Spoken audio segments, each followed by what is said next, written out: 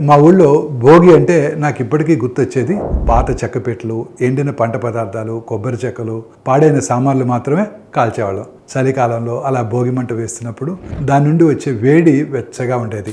కానీ ఊపిరి ఆడనివైన పొగ మాత్రం ఉండేది కాదు. భోగి అంటే పాతదనాన్ని తొలగించడం, అది సహజంగా జరిగేది. కానీ ఇప్పుడు భోగి ఎలా మారిందో చూడండి. ప్లాస్టిక్ కుర్చీలు, టైర్లు, రబ్బర్ చెప్పులు, సింథటిక్ బట్టలు, వైర్లు, ఫోమ్ మ్యాట్రస్, ఇంతేకాదు ఈ వేస్ట్ కూడా మంటల్లో వేస్తున్నారు. మన పెద్దవాళ్ళు ఎప్పుడైనా ఇవి కాల్చారా అని మనల్ని అడగాలి. ప్లాస్టిక్, రబ్బర్ కాల్చితే విషవాయువులు బయటకు వస్తాయి. అవి ఊపిరితిత్తులు దెబ్బతీస్తాయి. ఆస్తమా లాంటి సమస్యలు కూడా పెరిగిపోతాయి. గుండెపై కూడా ప్రభావం చూపుతాయి.